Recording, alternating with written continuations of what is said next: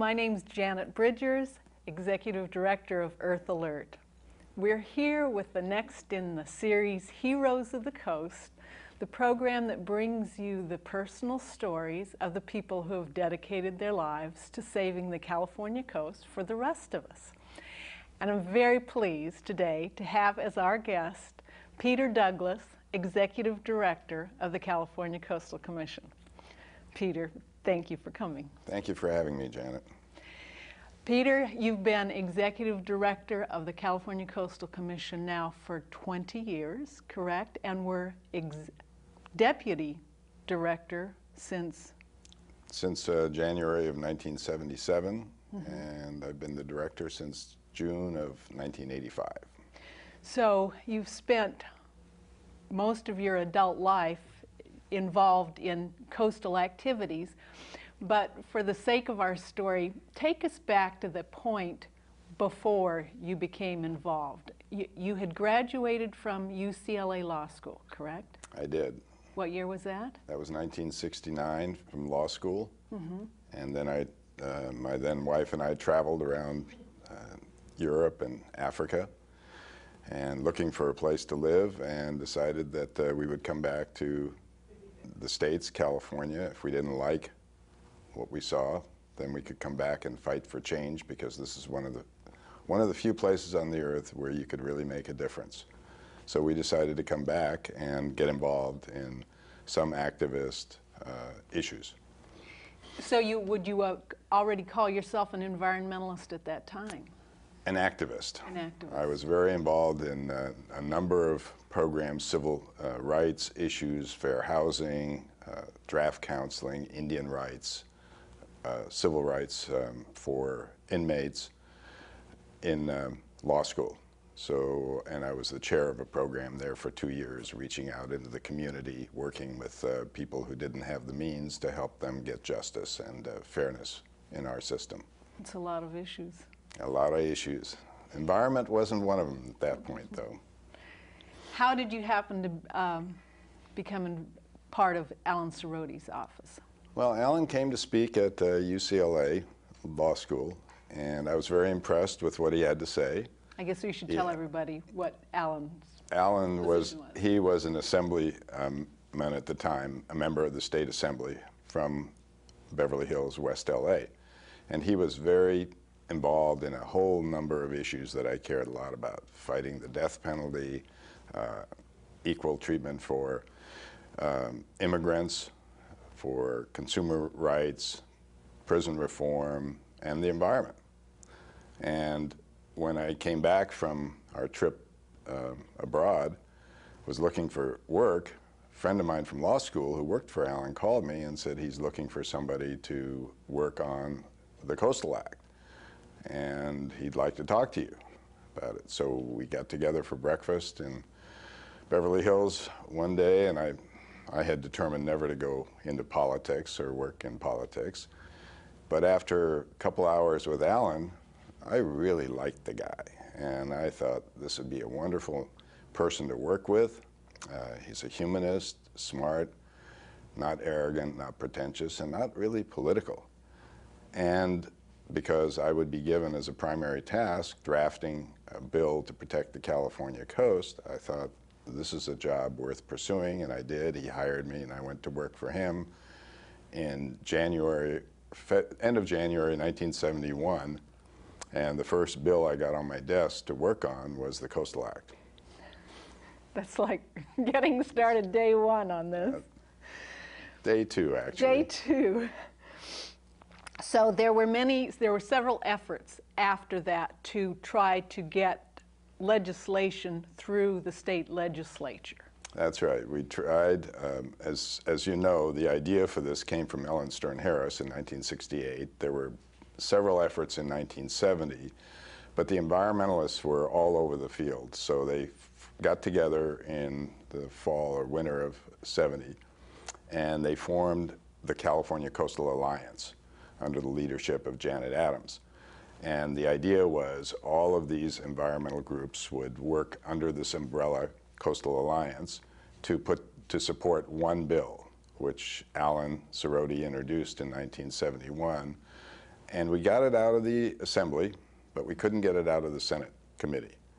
So the next year came back and tried the same thing. We tried a bill both starting on the Senate side and the Assembly side, and the Coastal Alliance made it clear that if these bills failed, they would go to the initiative process. That was already decided. That was decided at the beginning of the 72 session, that if we couldn't get a bill through this year, we were going to go to the people in the initiative process, yes.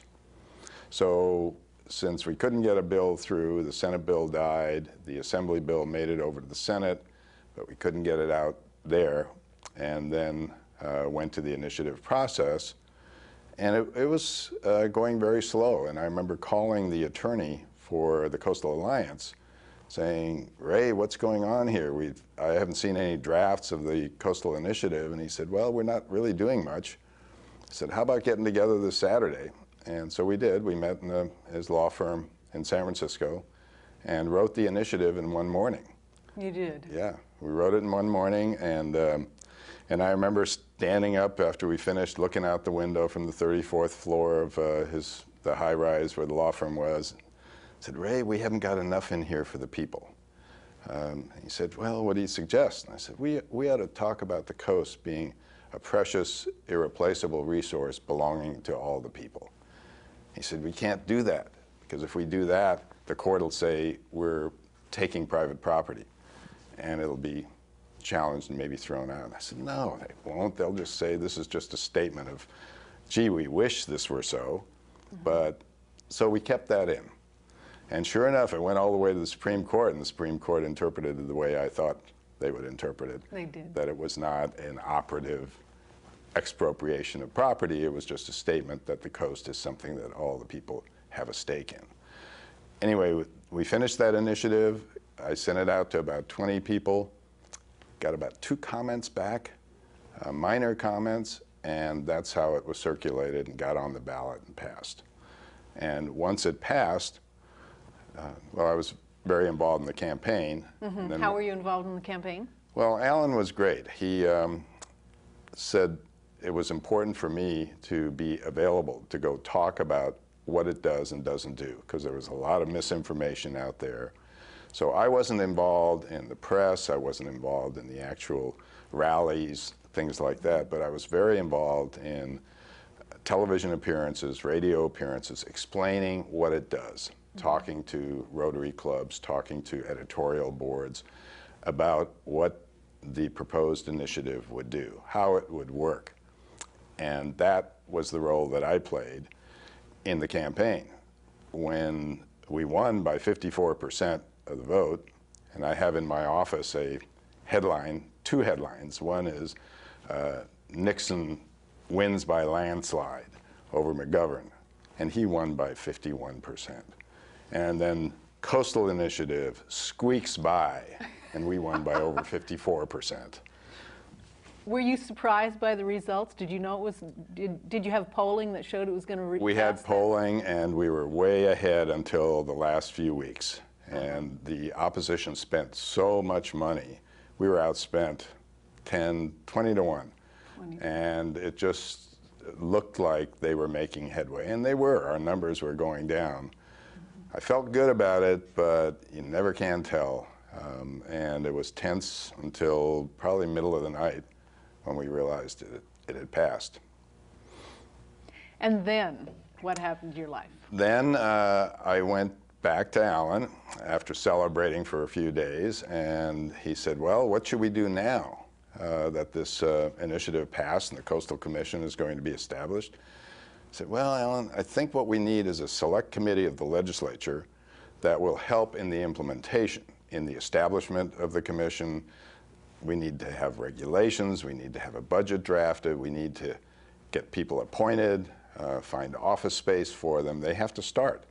And I think it's important that the legislature have a liaison, a committee, to not only help with that, but also to monitor the implementation of the initiative, so that when the plan for permanent protection of the coast comes back in 1976, we'll have had this ongoing liaison with the Coastal Commission, and also to help them do their job during this interim temporary period. So we went to the Speaker of the Assembly at that time, Bob Moretti, and said, we really think a select committee would be a good idea. And he didn't hesitate. He said, fine. We established a select committee. Alan was the chair. I became the consultant, and my job was to help implement the initiative. So the first thing I did with working with my counterpart on the Senate side and with the governor's staff. Ronald Reagan was the governor at the time, very opposed to the initiative, but once it passed, he said, the people have spoken, we're going to make it work. So the three of us, the Senate, the Assembly, and the governor's office, sponsored a conference or a gathering in Sacramento of all the new commissioners that had just been appointed by the end of the year. Passed November 7th, and by the end of the year, the new commissioners had been appointed. And so we got them together in Sacramento and had prepared a whole outline of things that they needed to do. They needed to organize, they needed to elect a chair and a vice chair, and they had to appoint, the regional commissions had to appoint somebody to the state commission had to adopt a budget, regulations. So all of that worked over 2 days in Sacramento. Then they met, they caucused, and they actually decided when to meet. And so each regional, there were 6 regional commissions, they each set a date. They then met, selected their chair and who was going to be on the state commission. The state commission set a date and met. And my job at that point was to work with Joe Bodovitz, who was the executive director of the San Francisco Bay Commission, who agreed to help. So he put together a proposed budget for the Coastal Commission. We worked on draft regulations. So we had all this prepared for this commission when it first met. And I remember they met, I believe it was in San Francisco, and it was a rainy day, but they met. They elected Mel Lane as the chair, Ellen Stern Harris as the vice chair, and they appointed Joe Bodovitz. They said, gee, we need an executive director, and Joe was on loan sitting at the table, acting as their on-loan executive director. And they said, gee, we need an executive director. Joe, would you be interested? He said, well, it just so happens I would. So they had a chair, a vice chair, executive director, and then they adopted the budget that was proposed and the regulations. So they did all that in one meeting. That's amazing. It was an amazing story because there were those people like the realtors, developers, industry who had opposed the Coastal Commission who said, this can never work. It'll never function. It won't happen. Well, we proved them wrong. Not only did they hit the ground running, they were ready to start processing permits in February of 1973, which is when the permit requirements kicked in. And they had office space, and they had staff, and they were ready to go. So it was pretty much... permits did start coming right They started coming right away. Yes, they did. And big and small. Big and small, and we still have some that we have to live with forever. Bad decisions that fell through the cracks because the commission was so brand new and didn't quite have its feet on the ground yet. But by and large, they were ready to go, and they did what a lot of people thought wasn't possible, getting organized and getting functional and actually starting to protect the coast through this new law.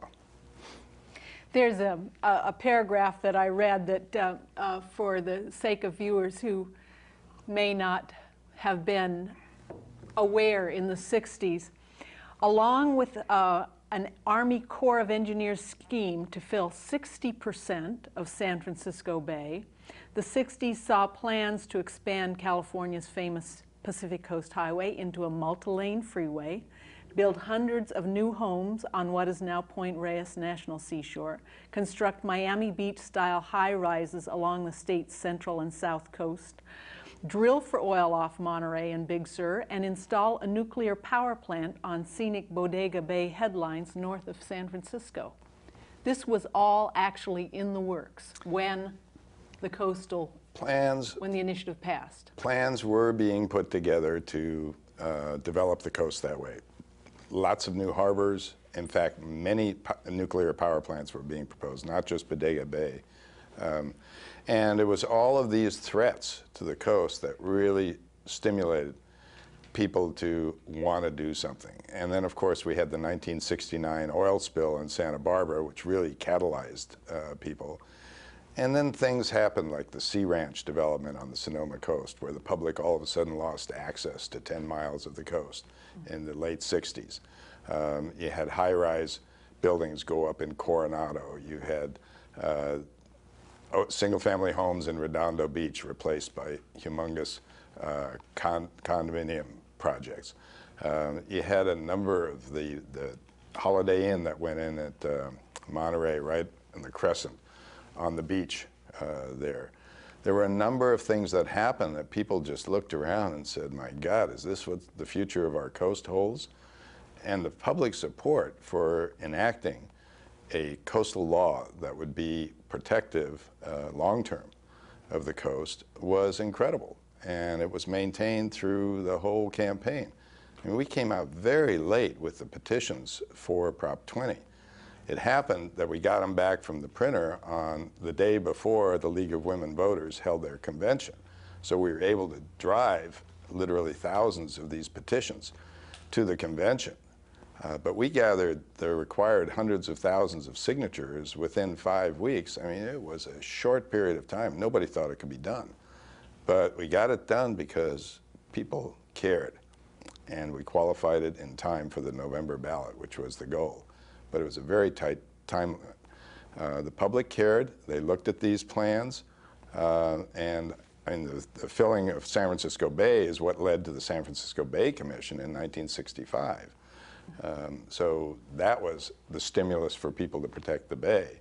I think the oil spill, the threat of the freeway along the coast, the nuclear plants, the filling in of wetlands, the loss of public access, those were all threats that galvanized the public into taking action themselves to save the coast. Mm-hmm. And we're going to share another half hour where we talk about some of the highlights of your experience with the commission. But I'd kind of like to fast forward now into the future and talk more about where is coastal activism going and where is the Coastal Commission going? What kind of shape is the Coastal Commission in today? Well, the Coastal Commission is a unique entity. It's an independent commission, so it's not controlled by the administration. Its appointing authority is divided between the Senate and the Assembly and the governor, a division of authority that was just recently upheld by the California Supreme Court, actually strengthening the Coastal Commission in ways that had not existed before. Did it give you a sense of relief on? Not only a sense of relief, but it also led to fixed terms of appointment for the commissioners. So they're appointed now for 4-year terms, which is something we tried to get into the Coastal Act in 1976, but we couldn't because the governor at that time, Jerry Brown, and the speaker didn't want that. They wanted to have the flexibility to appoint and remove commissioners at any time. And that happened a lot. It did happen, too much. But so the recent decision by the Supreme Court and the legislature's reaction to the lawsuit and the lower court rulings declaring the commission unconstitutional led to the enactment of a law that fixed the terms of commissioners, which has tremendously strengthened the commission. So I'm grateful to the Marine Forest Society for bringing the lawsuit and doing what the environmentalists couldn't do in the 30 years before.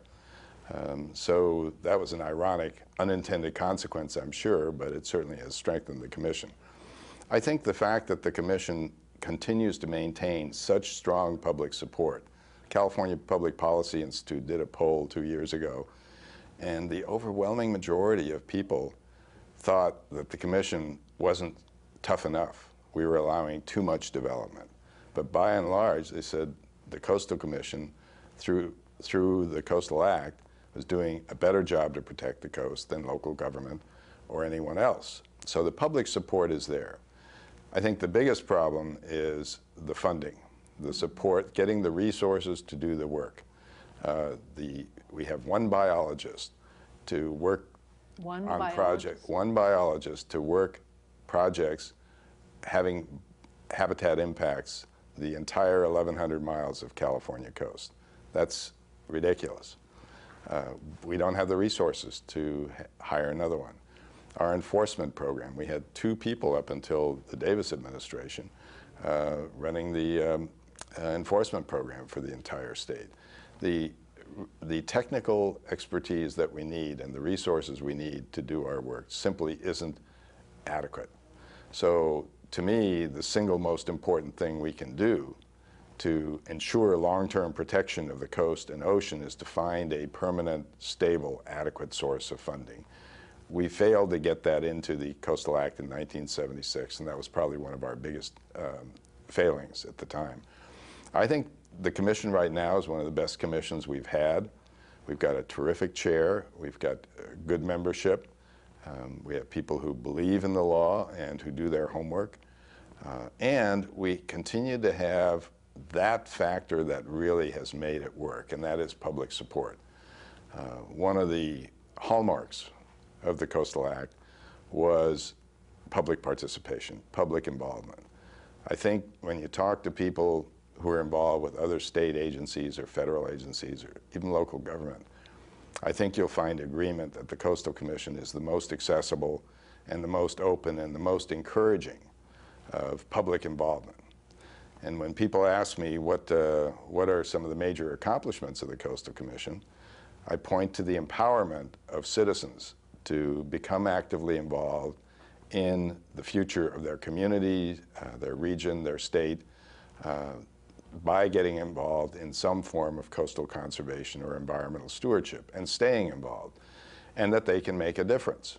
And people who have come to the Coastal Commission who weren't listened to or shut off at the local government level or some other state agency have gone away from the Coastal Commission saying, boy, they listened to us. We made a difference, and that energized them to form active groups in their communities and to get involved and stay involved. Activism, public involvement is key. That's what made the Coastal Act happen. That's why I call it the people's law. And it's what sustained it. Every time there's been a challenge or an attack on it, it's the public that's stepped forward to defend it. So public activism and involvement is a key. And right now, that's still at a high level, but it needs to be higher. Unfortunately, it costs money to be involved. We meet up and down the state. It takes resources to understand the complexity of the issues. It's hard to sustain that level of involvement that really is necessary, but we do get it in specific areas. I just think it's one of the most important elements of coastal protection because the coast is never saved. No. It's always being saved. And you know, when you think you've finished and saved a particular reach of the coast, by making a park out of it, for example, next thing you know, there's a proposal to have off-highway vehicles running around on it, or to put roads in areas that are highly sensitive, or campgrounds into sensitive habitat. So there has to be constant vigilance and constant involvement. That's why public activism is the key to the future of any reach of environment that's coveted by developers and those who would use it for profit, private profit. This has become, the Coastal Act has become a model for bills in other countries as well. Yes, it has. And I've been to other countries as a invitee to help them shape a coastal protection program for themselves. I've been to Chile. We worked with the Navy there and the government to try to put together a coastal protection program for them. They have a coast very much similar to California's. I've been to China. I've worked with delegations from Vietnam, from Sri Lanka, from Europe, different coastal European countries and Australia, who want to protect their coast and have looked to the California Coastal Act as a model that they can either emulate or at least take some parts from that might serve them well. I know when we were in China, our counterparts, after reading the act, asked me, what is this about public participation? And I said, well, we have these public hearings. And they said, no, no, no, no, we don't need that. We do that. And what is this commission? So I explained that to them. They said, no, no, no, no, we make the decisions. We'll do that. We don't need a commission. So they're still a little ways behind. There's a ways to go. But we're in the last couple minutes of the program. There is a phrase I read that you described yourself with, and if you could give us a little more insight into that. You said you called yourself an optimistic pessimist. An optimistic pessimist? I did I? Yes. I don't remember that. I thought you were going to use the phrase radical pagan heretic. Well, if you prefer to that one. That's what I call myself, because radical means getting to the root of issues, and pagan refers to those who have a reverence for nature and that which we don't understand in the universe, and I certainly consider myself as someone who has that sort of reverence. And then heretic, it means to choose. And I think choose is one of the greatest gifts that we have, the ability to choose what we do, what we don't do, where we get involved and where we don't. And that comes from Constantine deciding in 333 that Catholicism would be the religion of the empire, and that those who chose not to follow that path were heretics. They chose poorly. Well, I think choosing is a gift that we have, so I don't mind being called a heretic. Peter, it's been wonderful to have you, and thank you for all of your work, for all of these years. Visitors, thank you for joining us. We hope you'll stay tuned, come back to see the next episode of Heroes of the Coast.